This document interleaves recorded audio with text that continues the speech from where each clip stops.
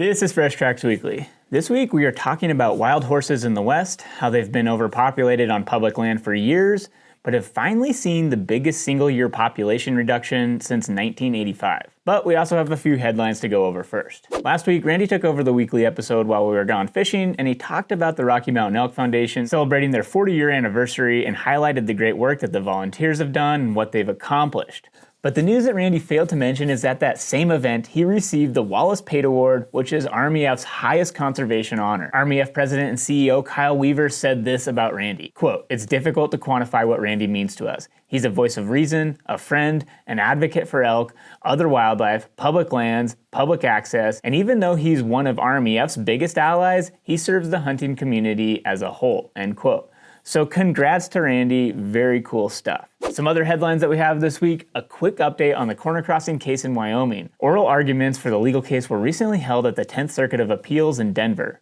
If you've been living under a rock and are unaware, the corner crossing case involved 4 hunters who used a stepladder to cross from one corner of public land to another corner of public land to gain access. The hunter's attorney argues that the hunters did not trespass as they were within their rights under the Unlawful Enclosures Act, which prohibits landowners from blocking access to public land. While the landowner's attorney argues that the hunters trespassed into private land airspace and that the subsequent access diminished the value of his property. The U.S. District of Wyoming judge previously ruled in favor of the hunters, which essentially made corner crossing legal in southern Wyoming where the similar checkerboard land ownership patterns occur. But now with the case moving forward to the 10th Circuit Court of Appeals in Denver, if they were to uphold that lower court's decision, the ruling would apply to Oklahoma, Kansas, New Mexico, Colorado, Wyoming, and Utah. If that were to happen at that point, it is theoretically possible for the decision to be appealed and moved to the Supreme Court of the United States, but this is highly unlikely due to the high volume of cases that they receive. There is hope, however, that if the hunters win in the 10th Circuit Court, that if other cases arise, neighboring courts in other districts could have a similar outcome. But there's never a guarantee. As of now, both sides have presented their arguments to the court, and the attorneys are estimating that we'll hear a ruling within 3 to 4 months. So we'll have to follow along and see what happens. In Oregon, the new Department of Fish and Wildlife Director has been announced, Debbie Colbert. This was a highly anticipated moment as the director of the department can sway the direction that they go in terms of hunting and fishing issues. We've talked about it in the past how the dynamics of fish and wildlife agencies have seen cultural shifts both within the departments themselves, but mostly within the commissions, each of which can have varying levels of authority. In many states, these cultural shifts have led to restricting hunting opportunities for predators, along with trapping restrictions, along with some completely anti-hunting ideas being floated around.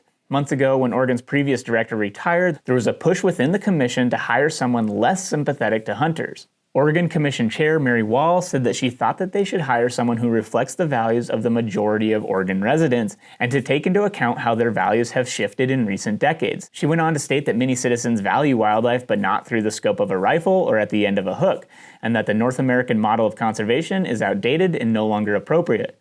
Given those statements, many hunters in the state were concerned with the direction the department was headed, and thousands of people emailed and commented on the new director hire.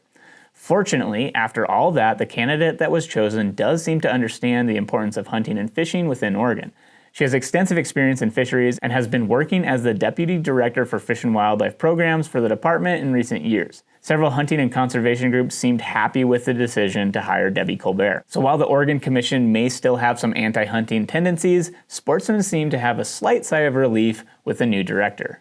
Update on the bill in Vermont that would have changed who has authority over fish and wildlife management. It has failed to move along and for all intents and purposes is dead. The bill would have changed the number of board members and demanded that members have, quote, balanced viewpoints, which hunting and angling groups viewed as advocating for anti-hunters to be on the board. At the same time, the bill would have made the board an advisory board, while the actual decision-making would fall into the hands of Vermont Department of Fish and Wildlife. Also, the bill had a provision that would have banned coyote hunting with bait or dogs. All in all, it just seemed like a very confusing bill, but for now, it is dead. The Congressional Sportsman Foundation did note, however, that it is possible for it to resurface and that they will remain attentive, watching for it. In Wyoming, the Bureau of Land Management has proposed to end coal leasing in the Powder River Basin, which includes northeast Wyoming into southern Montana.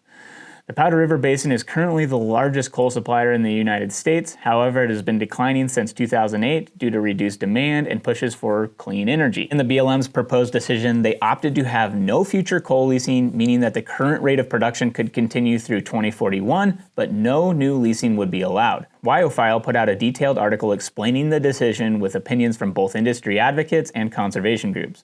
Wyoming congressional delegates were quoted in saying that, quote, "This will kill jobs and could cost Wyoming hundreds of millions of dollars used to pay for public schools, roads, and other essential services," end quote. While several resource advocacy groups supported the BLM's decision, saying that the mining has affected public health, our local land, air, water, and global climate, it was also stated that they hope to help support communities as they transition away from coal into cleaner energy.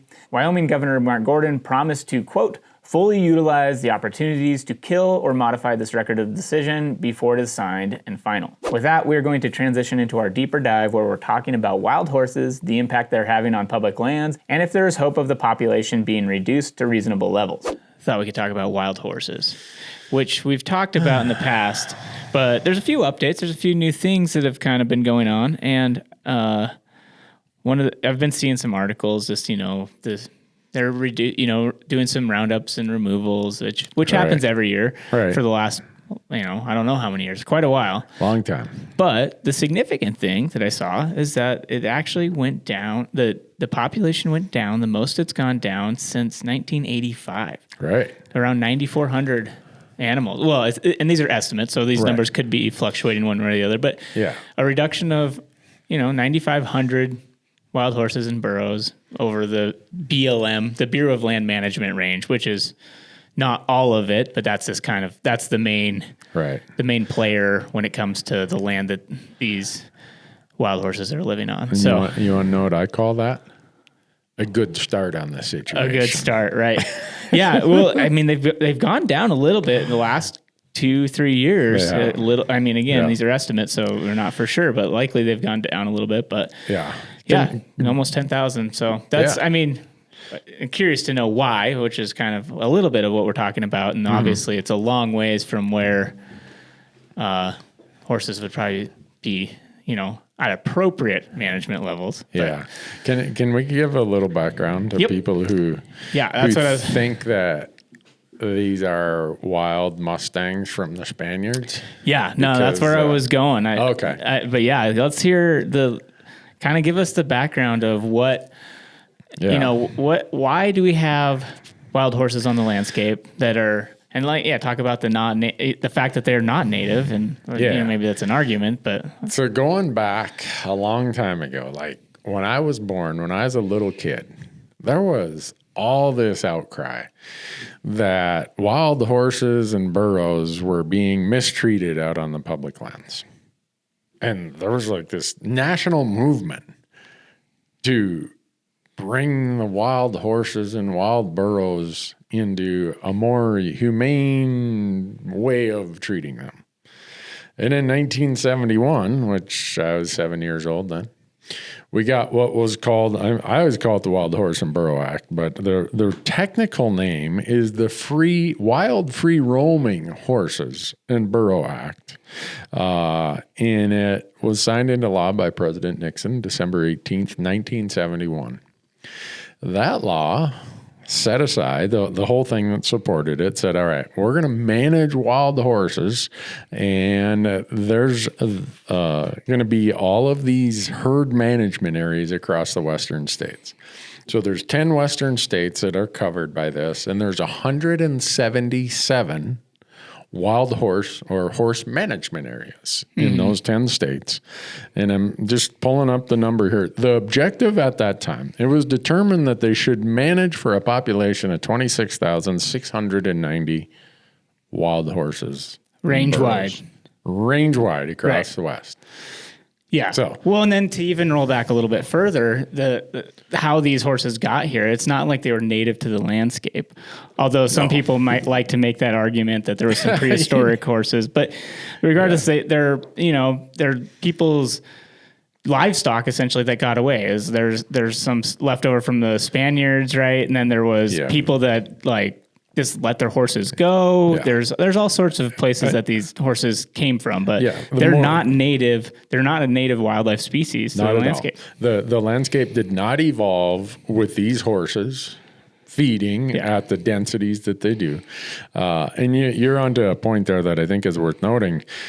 A lot of people think these are survivors of the 1600s when the Spaniards came to Mexico. They've done all the DNA studies on a lot of these horses, and most of them were horses that somebody couldn't afford to keep it, so they drug it out on the public land and let it go. Right. It's a feral animal that used to be domesticated, and someone just couldn't take care of it anymore. Right. Kind of like a wild hog. Yeah. Well, and so the ironic part to me is I feel like largely that everyone agrees that they are a non-native species. Yep. Yet they are held to a higher regard than our wildlife species in terms of protections. Like we cannot go, there's no hunting season. There's no harvest of wild horses whatsoever. Because with the Wild Horse and Burro Act, they were restricted from having any sort of lethal removal, whether that was through a hunting season or anything. Like it's this, people have a thought, an idea of what wild horses are, and they're people's pets in their mind. Like they can't cope with the thought of killing one. Right. And so since 1971, we've been restricted to very difficult management of management for the most part. Well, yeah, the poor BLM who's charged with this, every time they try to do something, they get litigated. Oh, this is inhumane. This is whatever. And they always go back, when these cases get litigated, they go back to the Wild Free Roaming Horses and Burro Act. And one of the things this is the introductory paragraph of the legislation. Mm-hmm. And it says, Congress finds and declares that wild free roaming horses and burros are living symbols of the historic and pioneer spirit of the West, that they contribute to the diversity of life forms within the nation and enrich lives of American people, and that these horses and burros are fast disappearing from the American scene. It is the policy of Congress that wild, free-roaming horses and burros shall be protected from capture, branding, harassment, or death. And to accomplish this, they are to be considered in the areas where presently found as an integral part of the natural system. Yep. Congress said, well, we're going to call them natives. Isn't that what they mean by they're an integral part of the natural system? I suppose. You could. So anyhow, that line there is a big part of what gets used every time this gets litigated. Yeah. And so the court says, well, that's what Congress said. Yeah, we agree. Yeah. And so what the BLM is stuck with is, these removal programs, where they cannot kill the horses. So they have to go and capture, which they've had a number of different ways that they've done that over the years. And then there's wild horse advocacy groups that get all fired up about these roundups even, but they're non-lethal. So they go out, they capture these horses, and the majority of them are placed into holding facilities that are basically government subsidized horse farms where they're just paying to keep them alive, essentially. And it's extremely expensive to store these horses. And they have adoption programs, which is great. You can go out, people can go out and adopt these wild horses, but that can only handle so many. There's only so much demand. They're very difficult to deal with. There's the film Unbranded, which, raised awareness of the wild horse issue. And it's a great film and talked about the adoption process and everything. But at the same time, nobody's adopting them. There's a narrow bandwidth of people that are capable of training them and able to deal with that kind of a wild horse, So there's only so much you can do with that. Although I did find it was interesting. Since 1971, it's been 300,000 horses have been adopted. Right. But in the scheme of things, it's still not that many. When you're dropping 20, 30,000 of them on the ground every year? Yeah. 10, 15,000? Yep. Well, you want to know what it costs? I was going to get into there. Oh, okay. No. Yeah, bring it on. Actually, one of your former professors, Bob Garrett. Yep. he and I met for coffee one time about this because I was really nerding out on the land, the range aspects of all this and the politics of it. And he's got some really good information and data, and he told me some places to go and look. So the BLM estimates that it costs anywhere from $27,000 to $40,000 per animal over its lifetime if it's not adopted. So for them to hold it in a facility. Hold it in a facility, yeah. Yeah. That's a lot of money. Well, so last year it was $108 million was spent on holding off-range horses and burros. Yeah. And that's gone up every year forever. I think in the last 5 years it was maybe like around 50 million, and now we're up to $108 million spent in 2023 to hold these horses. We're getting close to where we have more horses being held in capture facilities than we have out there running around as feral horses. Right. It's funny when you and if you take away the good feels of the horses, and why people, see them as pets or whatever. If you just look at it from a 30,000 foot view, if you are unaware of, our culture and obsession with horses, comparing them to other wildlife, it's just astonishing how the management of that works, because the management of our game species, these state agencies have license sales and tags, and they're you're actually a self-sustaining organization by selling tags and licenses to hunters to come and harvest these animals, versus just $157 million annually of appropriations to pay for this stuff, right? Which is just insane. Yep. Versus, actually making money to then go basically having a self-sustaining system of wildlife management. It's just a huge burden to taxpayers at the end of the day by having it the way it is. If people, they're like, well, there's only, right, what the number it got down to in the 80,000s on the landscape? Is that the most recent number was 73,000. Yeah, 73,000. From 82. But 73,000, that's still 47,000 more than are supposed to be out there. It's almost triple what's supposed to be out there. And what naturally would be out there would be zero.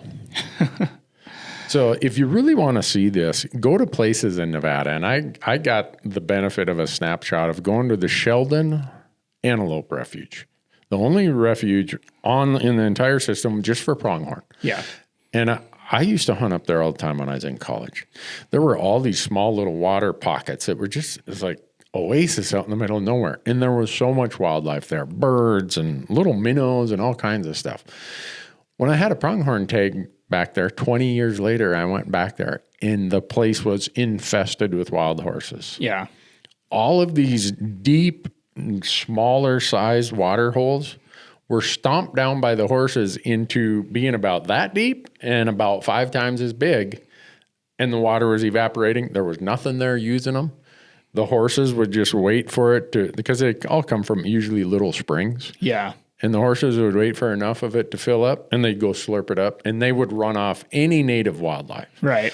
And then you look at what it's doing to the native grasses and other things that sage grouse need, songbirds, rabbits. The range condition is just awful in a lot of those places. Right. It's kind of, I haven't even gotten into that because I just almost assume that it's a given at this point. If you've been in any sort of wild horse range, where they're thick, it's depressing, being out on that landscape, just how little forage there is. Right. The horses look miserable. Mm-hmm. They're just you can see their ribs in a lot of cases, and it's just at least in certain areas, it's pretty sad. It's just terrible. Sad to see. So, and we wonder why our native wildlife is suffering. They can't compete with these horses for resources. They just can't. One of them's 1,500 to 1,800 pounds, and a pronghorn's 120 pounds. Right. A mule deer's 200 pounds if he's really fat. Yeah, and you think about the resource requirements between those two as well. Not only just the displacement of pushing them off water holes, pushing them off the better forage areas, but then they're just taking so much more grass, so much more water off the landscape than a pronghorn. There's or a always bighorn the sheep. argument that people say, well, we have domestic cattle out there. Yep, we do. Yeah. And guess what? They get managed. They got to be on often on the allotment at certain dates. Right. Only so many. And these domestic cattle grazers, they're the one shock absorber that land managers can use if the range is getting damaged by horses. Guess what's been happening in all these allotments because of wild horses? The stocking rates. The stocking rates have went way down, and the stocking periods have went way down. Well, pretty soon we're going to run out of any shock absorber left with domestic grazers who actually get managed. Right. So some of these horse people want all those domestic grazers gone anyhow. So once they're gone, then what's going to be the shock absorber? Yeah. So I'm curious of how many of these fanatic wild horse advocates have actually been out in some of those areas where it like in those depressing zones and then still have the same feelings for it. Yeah. I have to believe that if you went out there and saw that, you wouldn't feel the same way in a lot of cases. Like, no, it's not a great life to live out there. No, it is not at all humane and healthy and all these things that are in the preamble of the Wild Horse and Burro Act. Yeah, and I mean, it's because I feel like you know there are places where there's wild horses or whatever, and they have these semi-managed pastures where it's like, oh yeah, wild horses, and they look great, but that's just like a tiny sliver of what's actually happening range wide. If you go out into the middle of nowhere in Nevada and look at it, it's a different story. Yeah, and for me, it just comes down to, am I an advocate for native species and native landscapes, or am I going to be, I don't blame this on the horses, right? Right. It's not like they said, oh boy, we want to be part of this political game and part of all this litigation. They're just horses. They're just trying to survive. But when I look at it, where are we as a society when we say native species and native landscapes are going to be the sacrifice so we can have this warm and fuzzy about a non-native feral species that is destroying everything that the native species wants? Yeah. I don't get it. I mean, you've done a lot of sage grouse studies. Yeah. In Nevada, you can tell if there are a lot of horses around or not a lot of horses around. Because if there aren't a lot of horses around, you're going to see sage grouse. When you get to where the horses are thick, there isn't a sage grouse. There's no cover. There's no nesting. There's no nothing left. Yeah. And these same people who say they, want to advocate for wild horses, I hope they want to advocate for sage grouse and every other non-native or every other native species that's impacted by these non-native feral things. Yeah. So Calm me down here. So what do you think some of the things that can be done? I mean, obviously the BLM has their current plan operating within the bounds of legality right now under the Wild Horse and Burro Act. So they have these removals, and to their credit, I mean, it's kind of working in some areas, but it's just extremely expensive. And that's I think that's one of the most frustrating parts to me is like, this is so expensive simply because of our feelings for wild horses. Like, lead's pretty cheap. Let's be honest. Like, there's a lot more effective ways that we could reduce numbers, but the fact that it's just like, well, what does urban America do when they got too many white-tailed deer on the golf course or in their neighborhood that they're running into with their cars? They bring in sharpshooters. Right. They call it something else. They call it depopulate. Right. We need to depopulate the place of feral horses. Do you think there's any hope of that? Like, No. do you think that's just like it's to change that legislation seems very difficult? We have a Congress that doesn't have enough spine to vote on what the hell, whether the flag should be at full mast or half mast. They just aren't going to do it. Right. And so where does that leave? Yeah. So that leaves the BLM trying to figure this out. And they tell them, go and use sterilization and all these other things. And again, the fertility control stuff is interesting. It seems like a drop in the bucket, but they are capturing, and then they administer contraceptives, vaccines. But again, that's like super expensive. It's only effective for 4 to 5 years. And then there's also ground darting vaccines where they can, administer contraceptives, but those are less effective. it's hard to dart horses. They're pretty wild. It's hard to get up on them. So you have to get 25 yards away to hit them with one of these darts. And so it's a tough road for managers. So I mean, I think the best tool that they have right now is these capture and removals. But again, it's such an expensive option, but that's what they have to work with. And it's impressive to me that they're actually getting the numbers that they are. What was it last year? 27 or no. It was last year they removed almost 12,000, right? Which was like, a pretty good amount compared to the previous 3 years. They had hit 50,000.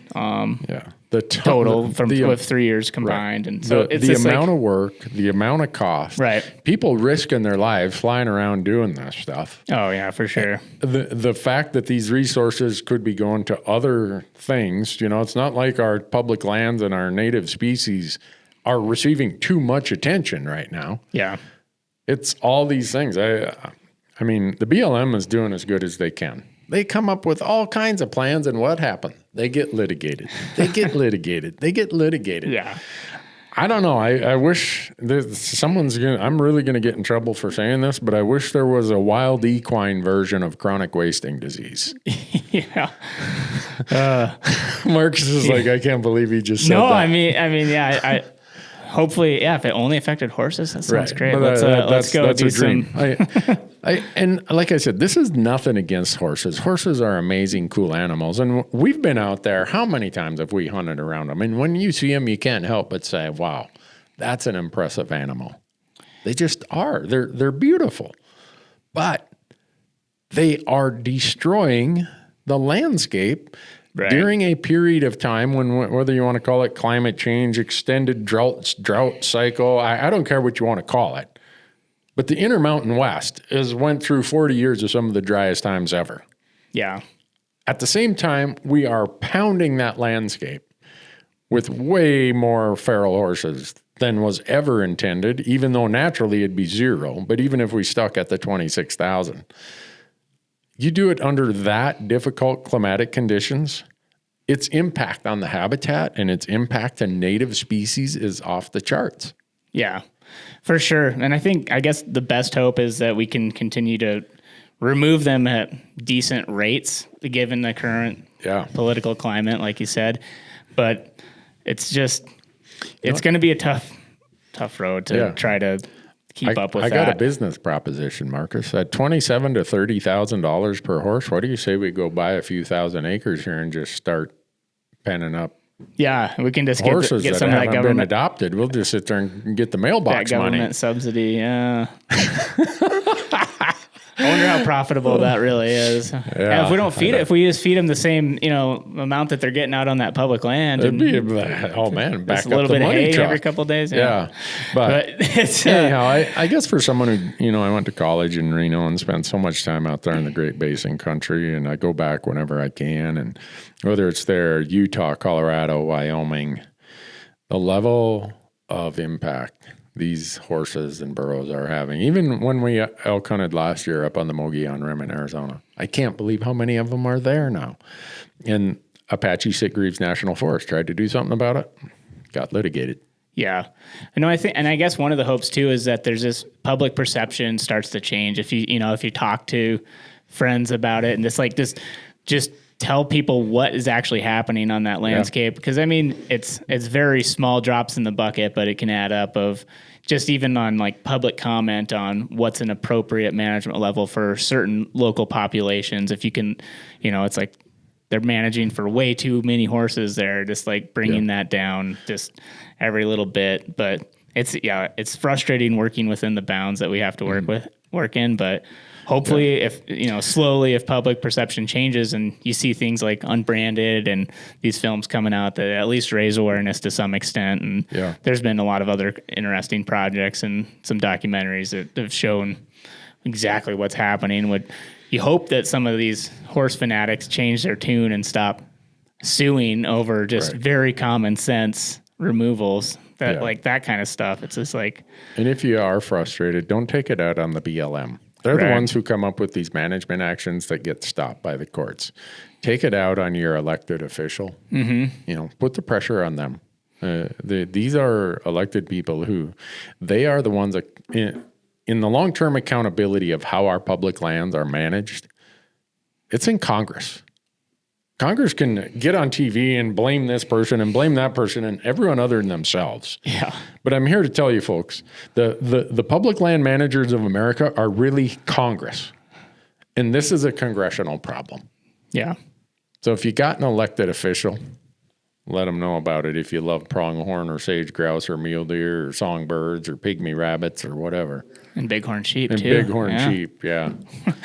Well, that's some good notes to end on. I didn't even swear. Nice. My wife will be proud of me. All right. Well, thanks for being here. Thanks, Marcus.